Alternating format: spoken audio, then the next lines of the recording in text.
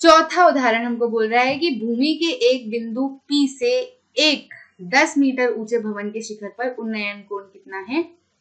30 degree का है। भैया 10 मीटर का ऊंचा भवन है, उन्नयन कोण कितना है? 30 डिग्री का है। भवन के शिखर पर एक ध्वज को लहराया गया है। देखो भैया, ये रहा भवन के शिखर पर एक ध्वज, ठीक है, इसको लहराया गया है और P से ध्वज के शिखर का उन्नयन कोण कितना है? 45 डिग्री। भाई यहां से अगर P ये छत को देख रहा है तो एंगल कितना बन रहा है? 30 डिग्री का। लेकिन P अगर झंडे की को देख रहा है तो एंगल कितना बन रहा है? 45 डिग्री का। ये ध्यान रखिए, ठीक है।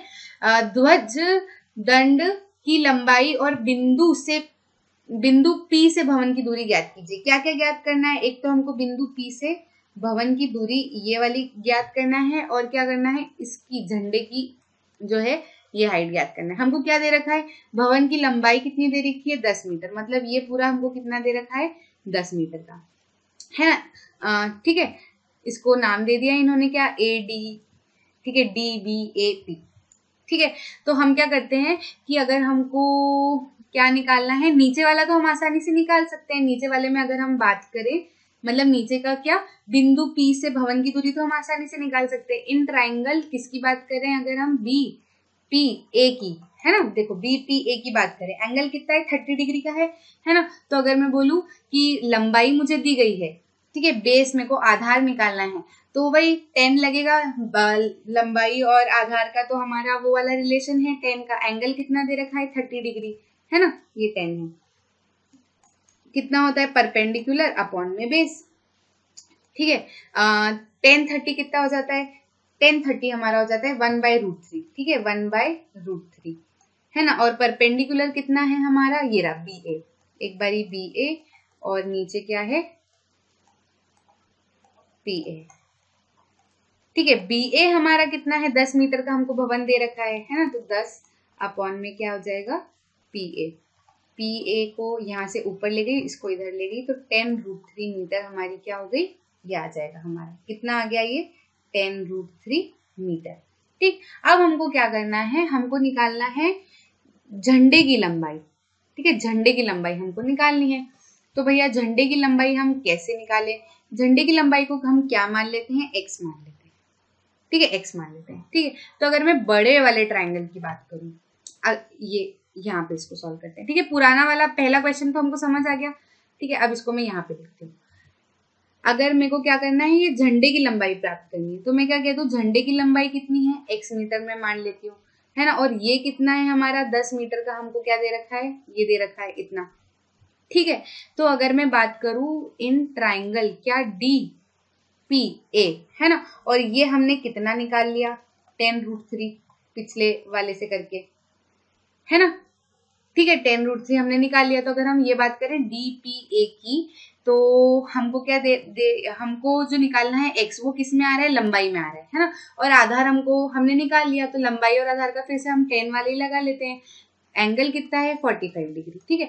अब ये कितना हो जाएगा भैया? परपेंडिकुलर अपॉन में बेस, ठीक है, पूरा लिख के बताती हूँ। 1045 कितना होता है? 1। परपेंडिकुलर कितना है भैया? पूरा आएगा ये तो भाई DPA में तो ये पूरी लंबाई आ रही है और हमको चाहिए भी पूरी, क्योंकि x आना चाहिए भैया उसमें, ठीक है। तो ये क्या है? DA अपॉन में बेस कितना है?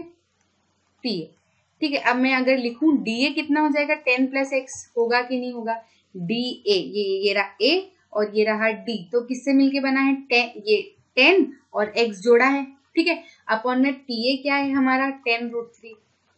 आ रही है कि नहीं आ रही बात समझ में? 10√3 को अगर मैं उधर ले जाती हूँ, 1 से मल्टीप्लाई करती हूँ, तो इतना ही आता है 10 + x। अब मैं क्या करूँ? x मुझे निकालना है, x ही निकालना है भैया, क्या इसकी लंबाई निकालनी है ध्वज दंड की, ठीक है। तो मैं क्या करूँ? 10√3 - 10, तो मैं क्या करूँ? 10 कॉमन निकाल लूँ, √3 - 1 बराबर x।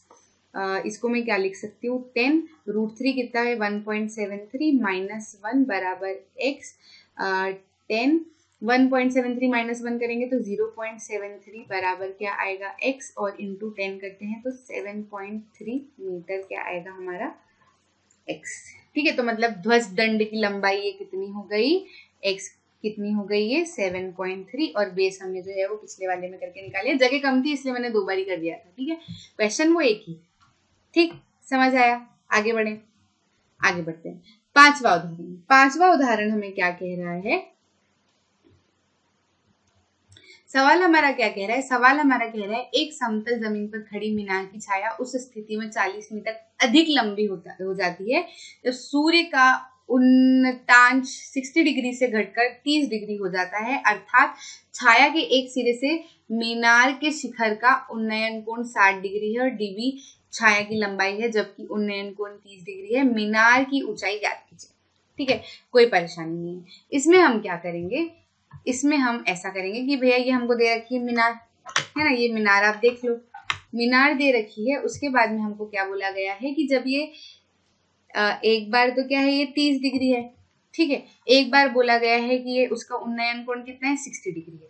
ठीक है, ये कह रहे हैं ऐसा कि 60 डिग्री पर जो मीनार की छाया बन रही है, ठीक है, कुछ बन रही है, मान लो एक्स बन रही है, ठीक है, तो ये जो छाया बन रही है वो तो बन गई 60 डिग्री से। अब अगर कोई बंदा 30 डिग्री पे आके देख रहा है तो कह रहा है कि इस पे जितनी छाया जितनी लंबी बन रही है ना, उसमें 40 जोड़ दो, उसमें 40 जोड़ दो तो क्या हो जाएगी, 30 डिग्री पे छाया हमको पता चल जाएगी। ठीक है, मतलब ऐसा बोल रहे हैं कि 60 डिग्री पे जितनी मीनार की छाया आ रही है, 30 डिग्री पर जो छाया है वो उससे 60 डिग्री वाले से कितनी है, 40 बड़ी है। तो अगर मैं कहूं कि मैं कोई भी है, जैसे मान लो साक्षी है, वो मुझसे कितनी बड़ी है, 40 बड़ी है, तो मेरी हाइट अगर मैं x मानूं तो साक्षी की हाइट कितनी हो जाएगी, 40 प्लस x हो जाएगी, होगी। ठीक है, तो बस ये कहना चाह रहे हैं। ये देखो 40 मीटर इन्होंने बताया है, ये CB है। ठीक ठीक है, तो हम क्या करते हैं, CB को हमने क्या मान लिया, x, और 40 मीटर क्या है, DC हमको दिया हुआ है। हमको क्या निकालना है, ये निकालना है, मीनार की लंबाई ज्ञात करनी है। अब देखो, अगर मैं ACB, इन ट्राइंगल ACB की अगर मैं बात करूं, पहले इसमें निकाल लेते हैं। अब देखो यहाँ पर हमको क्या है, कुछ और नहीं दे रखा, सिर्फ हमको ये बेस ही दिया हुआ है। ठीक है, तो हमको क्या करना पड़ेगा, हाइट के मतलब लंबाई के आधार में टर्म्स में हम क्या करेंगे, पहले आधार को निकाल लेंगे, फिर बताते हैं। देखो क्या करो, पहले ACB कर लो, है ना। ACB में हमको क्या है, लंबाई तो आनी ही चाहिए क्योंकि लंबाई हमको निकालनी है, और बेस दिया है, हाइपोटेनस का तो कोई काम ही नहीं बनता भैया, यहाँ पे बेस हमको हमने x मान लिया। तो परपेंडिकुलर मतलब लंबाई और बेस का क्या रिलेशन होता है, सिर्फ 10 काम आ रहे हैं यहाँ। तो 10 60 अगर मैं लिखूं तो होता है परपेंडिकुलर अपॉन में बेस। परपेंडिकुलर कितना है, AB अपॉन में बेस हमने कितना मान लिया, CB है, तो ये कितना हो जाएगा, AB अपॉन में बेस हमने CB को क्या मान लिया, x। ठीक है, 10 60 डिग्री कितना हो जाता है, 10 60 होता है √3। ठीक है, अब AB को अगर मैं क्या मानूं, इसको x ले जाऊं और AB को मैं क्या कह दूं, हाइट है भैया ये मीनार की, तो हाइट को हमने h से मान लिया। ठीक है, ये आ गई बात समझ में। उसके बाद में क्या करना है, हमको एक दूसरा ट्राइंगल भी बन रहा है हमारा। ठीक है, कौन सा ट्राइंगल बन रहा है हमारा, इन ट्राइंगल ADB, पूरे ट्राइंगल की मैं बात करूं तो आधार है हमारे पास में DB, कितना है 40 प्लस x मीटर का, है कि नहीं, और लंबाई हमको इधर से भी ज्ञात करनी है। तो लंबाई और आधार का क्या बनता है भैया, एंगल तो 30 डिग्री दे रखा है, और लंबाई और आधार का तो हमारा 10 ही बाबा काम आ रहा है ना। लंबाई कितनी है, h मान ली हमने AB को, और अपॉन में आधार कितना हो गया 40 प्लस x।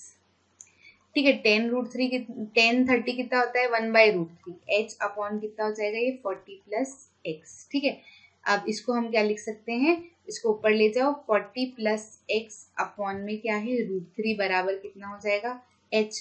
ठीक है, इसको अगर मैं ऊपर लिखूं तो h क्या है, हम इस वाली इक्वेशन से देख सकते हैं, √3x है ना। तो मैं क्या लिख सकती हूँ, 40 प्लस x अपॉन में √3, h की जगह पे मैं क्या लिख दूं, √3x। तो पूरी इक्वेशन x में बन गई। x हमने आसानी से निकाल लिया, तो हम h भी उसमें रख के आसानी से निकाल लेंगे।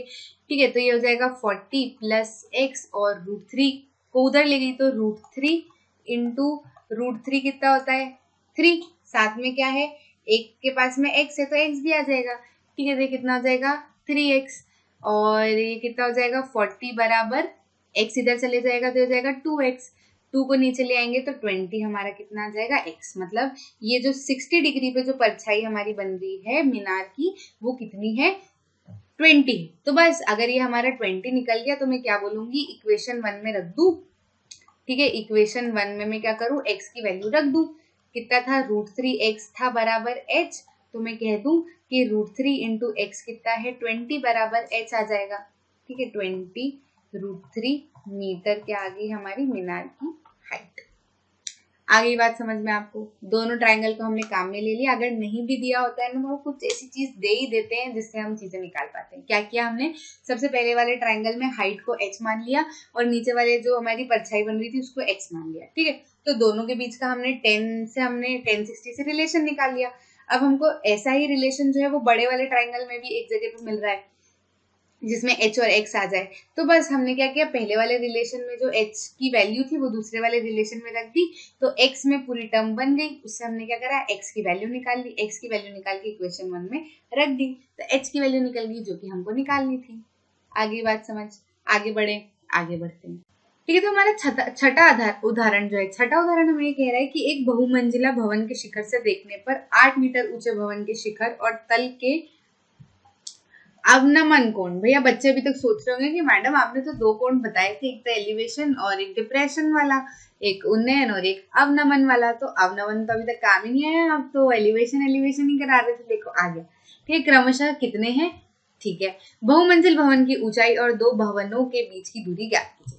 ठीक है, तो भैया ये क्या है, हमको छोटी वाली इमारत दे रखी है। ठीक है, 8 मीटर ऊंचे वाला जो भवन है उसकी ये हमको दे दिया। फिर इन्होंने बोला है कि एक क्या है, एक बहुमंजिला इमारत है। ये रही बहुमंजिला इमारत। ठीक है, अब अगर देखें तो ये बहुमंजिला इमारत के टॉप से अगर खड़ा रह के कोई नीचे देख रहा है ना, तो एक तो ये यहाँ कोई खड़ा है ना, ये यहाँ कोई खड़ा है, इसकी आंख यहाँ है, तो एक लाइन तो सीधी जाती है, क्षैतिज रेखा। ठीक है, क्षैतिज रेखा, और जहां से वो नीचे इस बिंदु को यहाँ से देख रहा है वो क्या होता है, अवनमन कोण होता है। नीचे देख रहा है ना, मतलब इसलिए। तो ये क्या है, 30 डिग्री। ठीक है, अब वो क्या कर रहा है कि वहीं से खड़ा पहले तो टॉप को देख रहा है तो 30 डिग्री बन रहा है, फिर वो यहीं से खड़ा नीचे को देख रहा है तो कितना एंगल बना रहा है, 45 डिग्री का एंगल बना रहा है। ठीक है, तो हमने क्या करा, यहाँ से एक सीधी लाइन हम ड्रॉ कर लेते हैं और इनको नाम दे देते हैं। ठीक है, बहुमंजिल भवन की ऊंचाई, पहली बात तो हमको क्या ज्ञात करना है, ये ज्ञात करना है, और ये क्या है, PC। ठीक है, और 2 भवनों के बीच की दूरी ज्ञात करना है, ये ज्ञात करना है। ठीक है, जो कि क्या है हमारा AC। ठीक है, अगर AC को मैं x मान लूं, और देखो ये 8 मीटर है तो ये तो कितना हो गया, ये भी 8 मीटर हो गया ना, इतना का इतना। ठीक, तो ये 8 मीटर है, ये इसको x माना, इसको ये हाइट से कहीं ना कहीं जुड़ा है, तो ये डिस्टेंस हमको पता नहीं है, तो इसको हम h रख लेते हैं। अब देखो अगर हमको पूरा PC का डिस्टेंस निकालना है तो हमको ये पूरा ही चाहिएगा। 8 हमारे पास में है, ये हमारे लिए अज्ञात है तो हमने इसका नाम दे दिया, और हमको ये भी निकालना था, है ना, दोनों भवनों के बीच की दूरी, तो उसको भी हमने x का नाम दे दिया। ठीक है, अब निकाले कैसे। एक चीज गौर करो कि ये वाली लाइन जो है PR जो है वो किसके समांतर है, BD के। PR किसके समांतर है, BD के, है कि नहीं, है ना। अभी BD के समांतर है तो आप देखो ये वाली लाइन जो है PB जो लाइन जो है ये ट्रांसवर्सल की तरह काम कर रही है। मतलब अगर आपको याद है तो अल्टरनेट इंटीरियर एंगल होता है ऐसा, अगर बीच में इस तरीके की लाइन होती है तो ये एंगल किसके बराबर हो जाता है, ये वाला एंगल के बराबर। ठीक है, तो अभी देखो ये इस तरीके का काम कर रही है, तो अगर ये वाला एंगल जो है 30 डिग्री है तो ये वाला एंगल भी कितना हो जाएगा, 30 डिग्री। कोई डाउट? अब ऐसा के ऐसा ही ये एंगल भी बन रहा है। देखो ये एक लाइन जा रही है, फिर ये एक लाइन ऐसी जा रही है, फिर ये एक लाइन ऐसी जा रही है, तो ये वाला एंगल कितना बन रहा है, 45। तो ये वाला एंगल भी कितना बनेगा, 45। इतना हो गया, हमारा काम हो जाएगा। अब देखो ये x है तो ये भी इतना x ही है ना, है ना, मतलब AC अगर x है तो AC के बराबर ही BD है, तो BD भी x है। तो अगर मैं बात करूं इन ट्राइंगल PBD में, तो मैं ये कह सकती हूँ कि हमको क्या h निकालना है, कहीं से कहीं h और x का रिलेशन हमको निकालना पड़ेगा। तो इस वाले ट्राइंगल में h और x का रिलेशन लंब और आधार का है, तो लंब और आधार का रिलेशन तो हमारा 10 से ही आता है, 10, और एंगल कितना है, 30 डिग्री का, है ना, कोण 30 डिग्री का है। तो लंबाई कितनी है, h, और बेस कितना है, आधार x। ठीक है, 10 30 डिग्री कितना होता है, 1/√3 होता है, h अपॉन में x। ठीक है, तो ये क्या हो जाएगा, x जो हो जाएगा वो कितना हो जाएगा, √3h। ठीक है, एक रिलेशन तो हमको यहाँ से निकल गया। अब अगर हम आते हैं दूसरे ट्राइंगल में, किसमें, इन ट्राइंगल बड़े वाले में, PAC में। ठीक है, PAC में आते हैं तो भाई यहाँ पर भी हमको आधार और लंबाई ही निकालनी है, तो उसी से जुड़ा हम रिलेशन निकालते हैं। आधार और लंबाई जो है लंबाई अब कितनी हो जाएगी, पीसी हो जाएगी। पीसी कितना हो जाएगा, h प्लस 8 हो जाएगा, ठीक है। और बेस कितना है हमारा, x ही है वो तो, ठीक है। 10 45 है ना, आधार और लंबाई का रिलेशन तो 10 में आता है। एंगल कितना है 45, 10 45 कितना हो जाता है 1, h प्लस 8 अपॉन में x को अगर मैं इधर कुदा दूं तो ये हो जाएगा x प्लस 8। अब देखो x तो कितना है √3h, तो यहाँ पर पूरा रिलेशन √3h, अगर मैं यहाँ पर इक्वेशन 1 से x की वैल्यू √3h लिख देती हूँ तो पूरा h में निकल जाएगा और इससे हमारी h की वैल्यू पता चल जाएगी ना, ठीक है। तो ये कितना हो जाएगा √3h माइनस h को भी इधर ले आऊँ तो हो जाएगा 8। अब इसमें से क्या करूँ, h को कॉमन निकालूँ तो हो जाएगा √3 माइनस 1 बराबर 8। और ये कितना हो जाएगा भैया, h कितना हो जाएगा 8 अपॉन में √3 माइनस 1। अब आप क्या कर सकते हो, इसको इतना भी लिख सकते हो, कोई परेशानी वाली बात नहीं। पर एनसीईआरटी वालों ने क्या करा, इसको थोड़ा सा लंबा कर दिया। इन्होंने क्या बोला कि यहाँ से इसको रैशनलाइज कर दो, जैसे नीचे अगर कोई इरेशनल नंबर होता है तो उसको रैशनलाइज करते हैं ना अपन, √3 माइनस 1, तो इसका ही जो प्लस वाला है उससे भी मल्टीप्लाई और उसी से क्या कर देते हैं, डिवाइड कर देते हैं, ठीक है। फिर आपस में यहाँ आ जा रही हूँ, ठीक है। तो ये कितना हो जाएगा, h बराबर हो जाएगा 8 इंटू √3 प्लस 1, और नीचे वाला क्या हो जाएगा, ये a minus B, a plus B दिख रहा है तो a square minus B square, तो कितना हो जाएगा, a तो कितना है √3, तो √3 का स्क्वायर हो जाएगा 3 माइनस बी स्क्वायर, बी कितना है 1, 1 का स्क्वायर तो 1 ही रहता है, तो ये कितना हो जाएगा 8 √3 प्लस 1 अपॉन में कितना हो जाएगा 3 माइनस 2, ये हो जाएगा 4, ठीक है। तो h हमारा कितना हो जाएगा, h हमारा आ जाएगा 4 √3 प्लस 1 मीटर, ठीक है। तो ये h हमारा आ गया 4 √3 प्लस 1 मीटर। तो पूरी लंबाई कितनी हो गई, पूरी लंबाई कितनी हो गई, PC हमको निकालना था, तो PC किससे मिलके बनाए, PD प्लस CD से। PD जो है वो h था, 4 √3 प्लस 1 प्लस 8 करेंगे, ठीक। आगे बात समझ में, तो ये क्या हो जाएगा हमारी पूरी PC, ये हाइट आ जाएगी। अब हमको क्या निकालना है, x भी निकालना था, तो x तो हम आसानी से निकाल सकते हैं। कैसे निकाल सकते हैं, h निकल गया तो इसमें रख दूं, किस में रख दूं, कहाँ, इसमें रख दूं, ये रहा, ये इक्वेशन रही हमारी। h निकल गया तो इसमें रख देती हूँ, x बराबर कितना हो जाएगा √3, h कितना है 4 √3 प्लस 1, है ना। तो x को लिख सकती हूँ 4 √3 प्लस 1, है ना।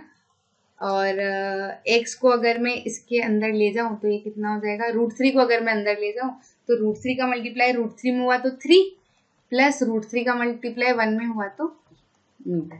x भी आ गया हमारा और h भी आ गया हमारा, लंबाई भी हमको पूरी बिल्डिंग की प्राप्त हो गई, और क्या हो गया, आधार हमारा कितना बड़ा है ये भी हमें पता चल गया, ठीक।